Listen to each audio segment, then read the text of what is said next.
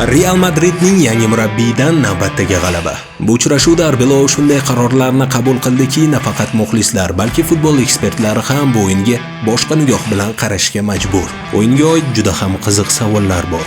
Nega Arbeloa Monakaga qarshi ishlagan tayyor, yuqori pressingli taktikadan voz kechdi? Nega Real Madrid bu safar ataylab ikkinchi raqam bo'lib o'ynadi? O'yinning eng muhim lahzasida Mbappe penaltini Panenka uslubida tepganligining asl sababi nimada? Barchaga assalomu alaykum. Tezkor xabar kanaliga xush kelibsiz. Bugungi dasturimizda biz Real Madridning g'alabasi ortida kimning hissasi hal qiluvchi rolni o'ynaganligini hisobga qarab emas, balki o'yinning ichiga kirib, xolis va sokinlik bilan tahlil qilishga harakat qilamiz. Agar tayyor bo'lsangiz, uzoq cho'zmay boshladik. La Liga 21-turida Real Madrid safar o'yinida Villarrealni 0-2 hisobida mag'lub etdi. O'yindan oldingi holat. Real Madrid bu o'yinga jadval bosimi bilan to'qnash keldi. Barselonadan bir ochkolik farq bilan ortda qolishayotgandi. Raqiblarining stadionida bo'layotgan o'yin. Hozirda har bir ochkoning qiymati oshgan payt. Shunaqa o'yinlarda asosan chempionlik hal bo'ladi. Villarreal ochiq o'ynaydigan jamoa emas. Ular markazni yopadi, raqibini asabiylashtiradi, tempni buzadi. Shuning uchun bu o'yinda asosiy savol shunday edi. Bu o'yinda Real Madrid qanday qilib chempionlikka yaqinlashishi mumkin? 2-0 ishonchli hisob. Biroq bu natija ortida katta reja, sovuqqon qarorlar va murabbiyning yangicha imzosini ko'rdik. Ochiqni aytaman, Arbeloa meni nihoyatda hayratda qoldirdi. Esingizda bor, Monakaga qarshi o'yinda yuqori pressing qilishgandi. 6-1 hisobidagi g'alabali o'yin. Bugun Villarrealga qarshi mutlaq boshqacha taktika qildi. Qoyil, nima ham deymiz. Buning asosiy sababi Monaka va Villarreal mutlaqo bir-biriga o'xshamaydigan jamoalar. Monaka ochiq o'ynaydi, yuqori chiziqda himoyalanadi, pressingdan qo'rqmaydi. Shu sabab yuqori pressing ularni parchalab tashladi. Villarreal esa biroz pastki blokda o'ynaydi, markazni yopadi, raqibni xato qilishga majbur qilishadi. Agar sen pressing qilsang, katta tuzoqqa tushasan va mag'lub bo'lasan. Villarrealga qarshi pressing odatda jamoalarning o'ziga qarshi ishlaydi.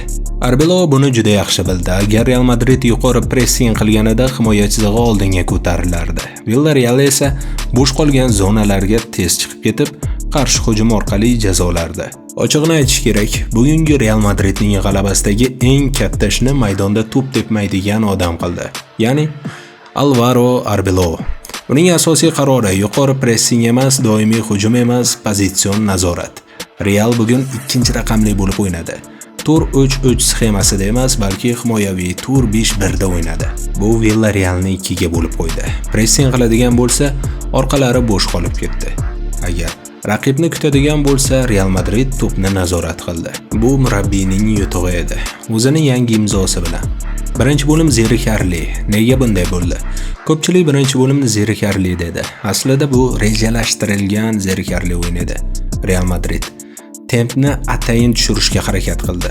Markazdagi xavfni yo'q qildi. Shoshilmasdan qanotlardan hujumga o'tishdi. Villarreal esa juda ko'p yugurdi. Biroq zarba kam berdi. Ikkinchi bo'limda Real Madrid vaqtni to'g'ri tanladi. Ikkinchi bo'lim boshlandi va Real Madrid birdan tezlashmadi. Mana shu pallada Villarreal chiziqlari ko'tarildi, pressingga o'tdi va xato qildi. Birgina ochiq zona yetarli bo'ldi. Vinidan super pas, Kylian Mbappe shu zonani his qildi. Gol kuchi bilan emas, joy tanlash bilan urildi. Bu Mbappening eng ustun tomonlaridan biri. Shundan keyin Real Madrid o'yinni mutlaq muzlatishga harakat qildi. Bu yerda muhim detal bor. Madrid klubi bu safar sarosimaga tushmadi. Bu chempionlarga xos o'yinlardan biri bo'ldi. Juda sovuqqon himoyalandi. Mbappe o'yin so'ngida darvozabonni jazoladi. Bu qaror avvaliga voqealar bilan sodir bo'ldi. Brahim Diaz yaqinda Afrikada bo'lib o'tgan Afrika Millatlar Kubogi finalida Panenka uslubida tepadi va uni darvozabon qo'liga oldi. Natijada uning jamoasi yutqazgan edi. Shu sabab ko'pchilik futbolchilar va muxlislar Panenkani xavfli penalti deb atashadi. Penalti payti yana bir epizod ro'y berdi. Darvozabon Mbappeni oldiga keladi va gapiradi. Ko'z bilan ham bosim qildi. Bu penaltilarda odatiy hol. Mbappe esa bahsga kirishmadi. Panenka uslubida darvozabonni jazoladi. Eng e'tiborli tomoni ushbu golni Brahim Diazni ko'z oldida urdi va haqli ravishda o'yinning eng yaxshi futbolchisi MVP ni qo'lga kiritdi. Bu o'yini bilan Real Madrid La Ligada birinchi o'ringa chiqdi. Barselonadan bitta ko'p o'yin o'tkazishgan. Ana endi bugun tunda Barselona ham navbatdagi o'yinini o'tkazadi.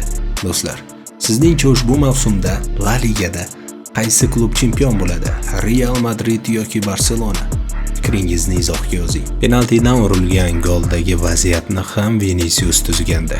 Aynan penalti bo'lishiga sababchi bo'lgan Mbappe bo'lsa, Mbappega pasni Vini bergandi. Villarreal ustidan 2-0 hisobida g'alaba qozondik. Bu jamoa uchun juda ham muhim bo'lgan 3 ochko. Bugun jamoa ruhini ko'rdim. Bu g'alaba faqat individual mahorat bilan emas, balki birgalikda mehnat bilan qo'lga kiritildi. Vinicius va Mbappe bizga hujumda juda ham foydali bo'lishmoqda. Biz ularga mos imkoniyatlar yaratdik va ular o'z ishlarini bajarmoqda. Hozir bizda hali ham o'sish yo'li bor. Lekin men jamoamni intizomi va intilishi menga ham juda ishonch bermoqda, deydi Arbelo. Do'stlar, ushbu murabbiy Kylian Mbappe hamda Viniciusni juda ham maqtamoqda. Asosiy e'tiborini shu ikki yulduzga qaratib, shularning atrofida jamoani qurmoqchi. Arbelo sizga taktik murabbiy sifatida ko'proq yoqdimi yoki Xabi Alonso yoqarmidi? Bu borada ham o'z fikringizni izohga yozing. O'ta qiziqarli tahlillarni, muhim faktlarni, qiziqarli yangiliklarni o'tkazib yubormaslik uchun kanalga obuna bo'lib qo'ying. Kelgusi dasturda yaxshi kayfiyat ila ko'rishguncha xayr, salomat bo'ling.